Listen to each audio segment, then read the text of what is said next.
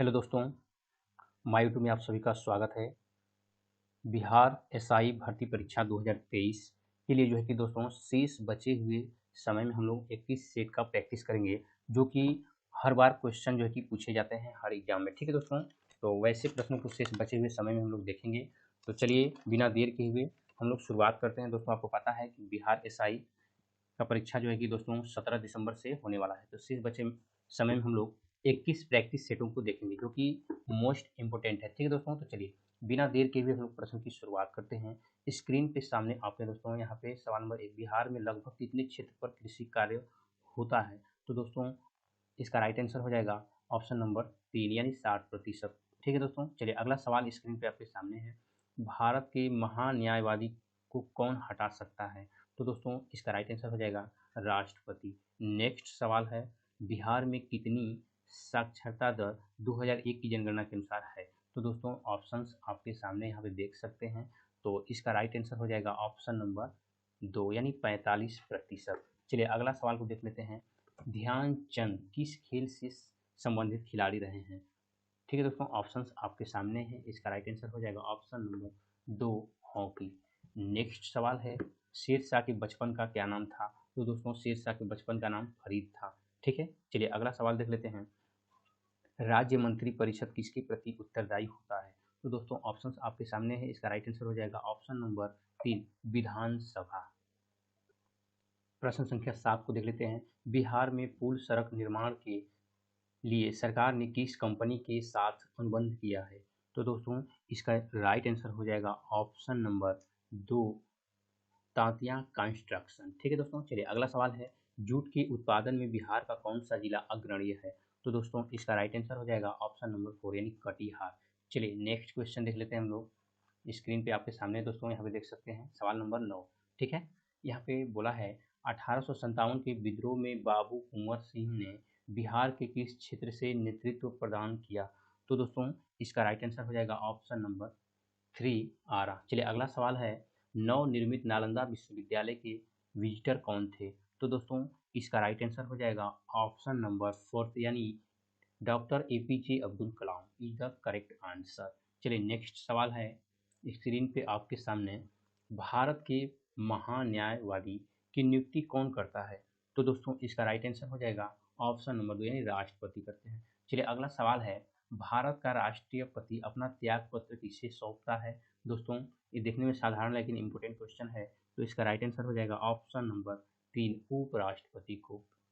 अगला सवाल है, भारत के वर्तमान राष्ट्रपति कौन है? तो दोस्तों ये पेपर जो है कि 2010 में पूछा गया था, उस टाइम का बात है।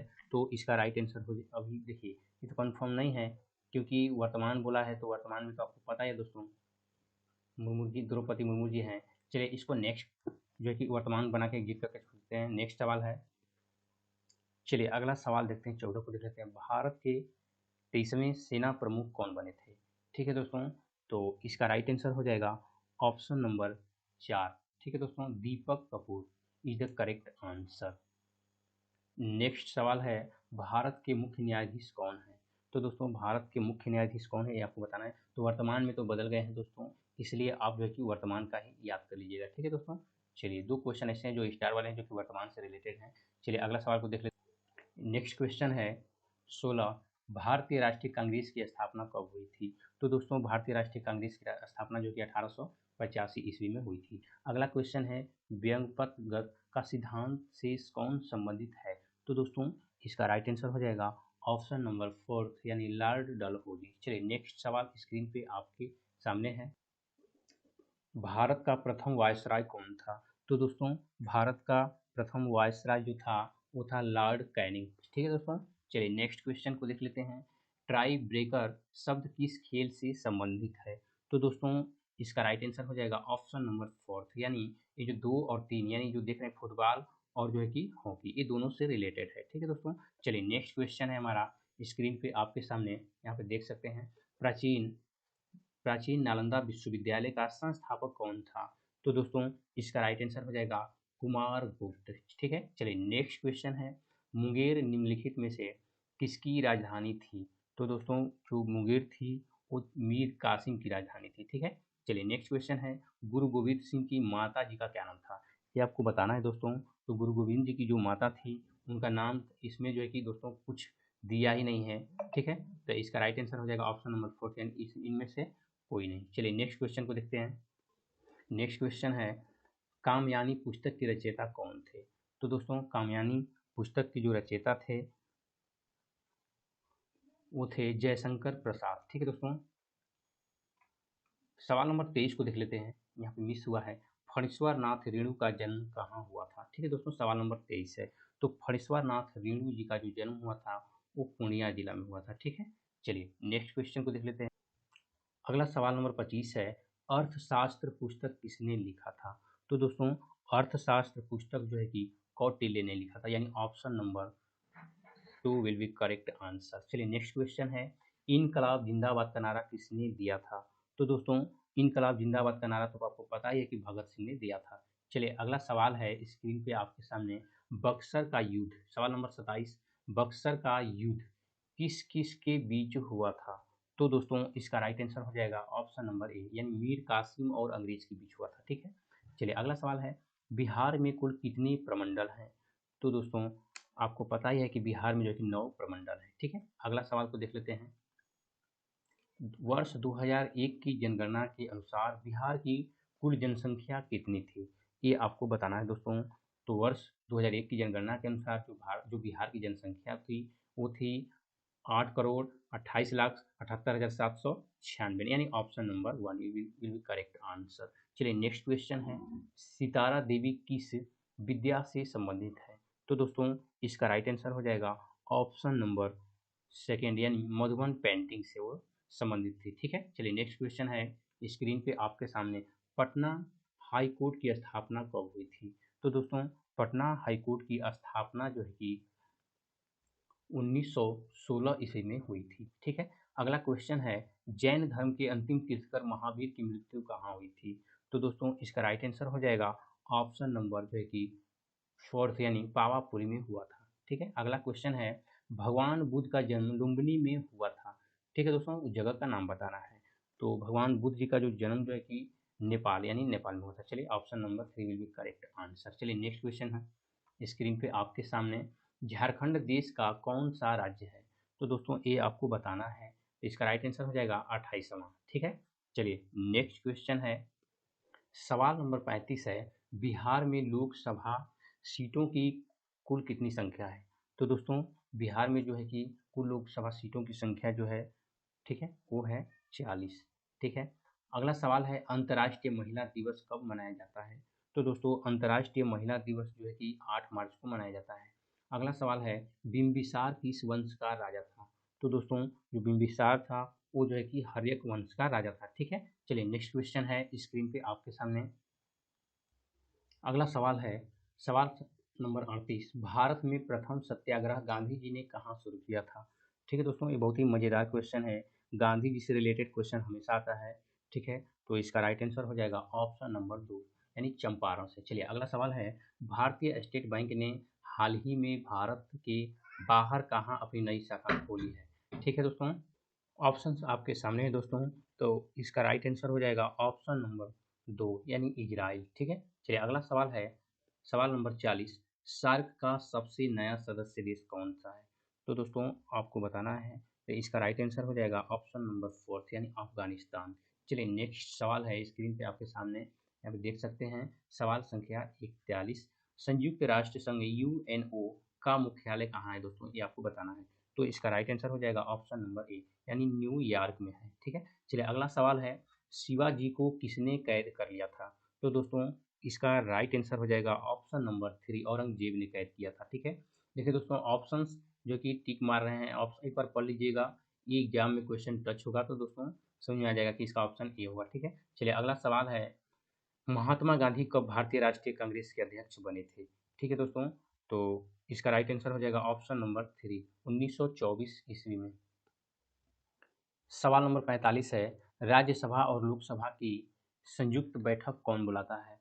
तो दोस्तों इसका राइट आंसर हो जाएगा ऑप्शन नंबर ए, यानी राष्ट्रपति बुलाते हैं। चलिए अगला सवाल है, सवाल नंबर 46, एक व्यक्ति ग्राम पंचायत की सदस्यता, ठीक है दोस्तों, तो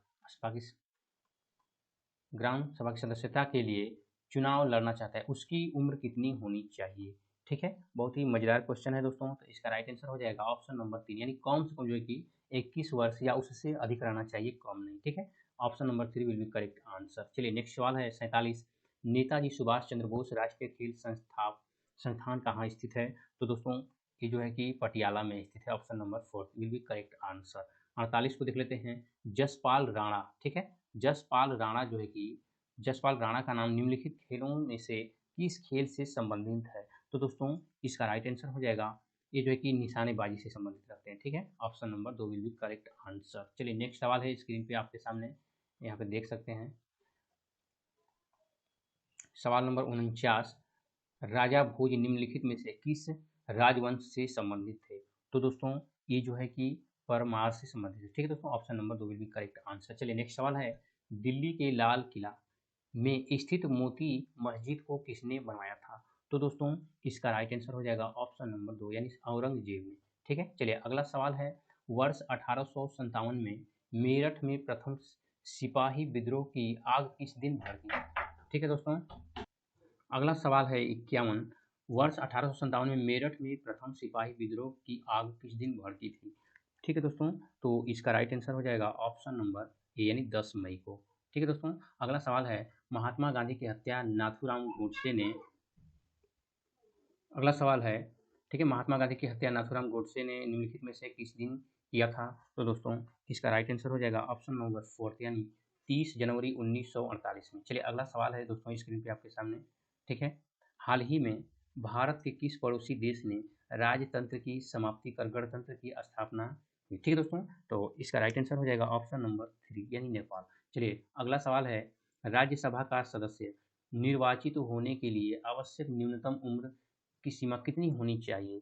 तो दोस्तों ये आपको पता है जो, ठीक है, राज्यसभा के लिए इसका राइट आंसर हो जाएगा ऑप्शन नंबर 2, यानी कम से कम जो है कि 30 वर्ष होना चाहिए। ठीक है, चलिए अगला सवाल है दोस्तों 55, वर्ष 2010 में आयोजित होने वाले कॉमनवेल्थ खेलों की मेजबानी किसने की थी। ठीक है, तो इसका राइट आंसर हो जाएगा भारत, यानी 4th, option number 4 will be correct answer. चलिए अगला सवाल है, वर्ष 2008 में हुए ओलंपिक खेलों का आयोजन स्थल कहाँ था। ठीक है, तो इसका राइट आंसर हो जाएगा दोस्तों ऑप्शन नंबर 3, यानी चीन में था। ठीक है, विल बी करेक्ट आंसर। चलिए अगला सवाल है, श्वेत क्रांति का संबंध किस क्षेत्र से है। तो दोस्तों श्वेत क्रांति का जो संबंध है वो जो है कि दूध से संबंधित है। ठीक है दोस्तों, अगला सवाल स्क्रीन पे आपके सामने है। ठीक है, यहाँ पे देख सकते हैं, सतलज, चिनाब और रावी निम्न में से किसकी सहायक नदियां हैं। तो दोस्तों इसका राइट आंसर हो जाएगा ऑप्शन नंबर 3, यानी सिंधु। चलिए अगला सवाल है, WWE के भागीदार द ग्रेट खली का असली नाम क्या है। ठीक है, तो इसका राइट आंसर हो जाएगा दलीप सिंह राणा। चलिए अगला क्वेश्चन है, पंडित रविशंकर का संबंध निम्नलिखित में से किस वाद्य वादन से रहा है। ठीक है, ऑप्शंस आपके सामने, इसका राइट आंसर हो जाएगा ऑप्शन नंबर 1, सितार से। चलिए अगला सवाल है, निम्नलिखित में से किसे लोक नायक कहा गया था। ठीक है दोस्तों, तो ऑप्शंस आपके सामने, इसका राइट आंसर हो जाएगा, ठीक है, option number 4 will be correct answer, यानी जयप्रकाश नारायण जी को ही लोक नायक जयप्रकाश नारायण कहा जाता है। चलिए अगला सवाल है, बुलंद दरवाजा निम्नलिखित में से कहाँ है। तो दोस्तों इसका राइट आंसर हो जाएगा ऑप्शन नंबर 3, यानी फतेहपुर सीकरी में है। अगला सवाल देख लेते हैं दोस्तों, स्क्रीन पे आपके सामने है, एक लंबे अंतराल के बाद भारत एवं बांग्लादेश के बीच कौन सी रेलगाड़ी चलाई गई। ठीक है, ऑप्शंस आपके सामने यहाँ पे दिख रहे होंगे दोस्तों। ठीक है, इसका राइट जो ऑप्शन है, 2 ठो यहाँ दिख रहा है, 2 ठो यहाँ बाकी है। ठीक है, आप यहाँ बिल्कुल देख सकते हैं। तो इसका राइट आंसर हो जाएगा ऑप्शन नंबर 4, यानी मैत्री एक्सप्रेस। चलिए अगला सवाल है, भारत के राष्ट्रपति को पद से कौन हटा सकता है। तो दोस्तों भारत के राष्ट्रपति को उनके पद से जो है कि संसद जो है कि हटा सकते हैं। ठीक है, इसका राइट आंसर होगा। चलिए अगला सवाल है, भारत का व्यापारिक संबंध सबसे पहले किस यूरोपीय देश से स्थापित हुए। ठीक है, तो इसका राइट आंसर जो होगा वो होगा दोस्तों ऑप्शन नंबर 1, यानी पुर्तगाल से। चलिए अगला क्वेश्चन देख लेते हैं, सवाल नंबर 66, वेलिंगटन कप का संबंध किस खेल से है। ठीक है, तो ऑप्शन नंबर 3 इसका होगा, यानी इनका संबंध जो कि हॉकी से। चलिए अगला सवाल देख लेते हैं, पृथ्वी का एकमात्र प्राकृतिक उपग्रह है। तो दोस्तों पृथ्वी का एकमात्र उपग्रह जो है कि ठीक है चंद्रमा है। चलिए अगला सवाल देख लेते हैं, जातक पवित्र ग्रंथ है। तो दोस्तों जातक पवित्र ग्रंथ जो है कि बौद्धों के हैं। ठीक है, अगला क्वेश्चन देख लेते हैं, स्वेज नौ परिवहन नहर भूमध्य सागर को किसके साथ जोड़ता है? ठीक है, तो इसका राइट आंसर हो जाएगा ऑप्शन नंबर 4 यानी लाल सागर। चलिए अगला सवाल है, भगवान बुद्ध ने अपने पहले धर्म उपदेश दिए थे, कहाँ दिए थे दोस्तों, ये आपसे पूछा है। ठीक है, तो इसका राइट आंसर हो जाएगा ऑप्शन नंबर 3 यानी सारनाथ में। चलिए अगला सवाल देख लेते हैं, रजमनामा फारसी में अनुवाद था। ठीक है, ऑप्शंस आपके सामने, इसका राइट आंसर हो जाएगा ऑप्शन नंबर जो है कि 3 महाभारत का। चलिए अगला सवाल है, वह मुगल सम्राट जिसका 2 बार अभिषेक हुआ वह कौन था? ठीक है दोस्तों, तो इसका राइट आंसर हो जाएगा औरंगजेब यानी option number 4 will be correct answer. अगला सवाल है, अंग्रेजों को सुनहरा फरमान कब प्रदान किया गया था? ठीक है दोस्तों, तो ऑप्शंस आपके सामने दिखाई दे रहे होंगे दोस्तों, यहाँ पे देख सकते हैं। तो इसका राइट आंसर हो जाएगा ऑप्शन नंबर सेकेंड। ठीक है, 1632 ईस्वी में। अगला सवाल है, पुर्तगालियों ने गोवा पर कब अधिकार किया था? ये सवाल है दोस्तों जो कि बहुत ही इंपॉर्टेंट है, तो इसका राइट आंसर हो जाएगा जो कि ऑप्शन नंबर 2 यानी 1510 ईस्वी में। चलिए अगला देख लेते हैं, आप साइंस से क्वेश्चन जो कि मजेदार क्वेश्चन है दोस्तों, तो आप यहाँ बिल्कुल देख सकते हैं। सवाल नंबर 1 है, रेशम किससे उत्पन्न होता है? ठीक है दोस्तों, तो इसका राइट आंसर हो जाएगा ऑप्शन नंबर सेकेंड यानी रेशम के कीड़े के प्यूपा से। चलिए option number 2 will be correct answer. अगला क्वेश्चन है, मोबाइल सेलफोन के काम करने के लिए निम्न में से कौन सा अत्यावश्यक है? ठीक है दोस्तों, ऑप्शंस आपके सामने हैं। इसका राइट आंसर हो जाएगा, इसमें से देखिए दोस्तों, काम करने में अनुकूल हैंडसेट, सेवा प्रदाता नेटवर्क, सिम। ठीक है दोस्तों, यानी ऑप्शन इसमें जो है कि सभी हो जाएगा, यानी option number 4 will be correct answer. ठीक है, चलिए अगला सवाल है स्क्रीन पे आपके सामने, निम्नलिखित में से कौन से पर्सनल कंप्यूटर के कुंजी पटल की कुंजी परंपरागत टाइपराइटरों में उपलब्ध नहीं है?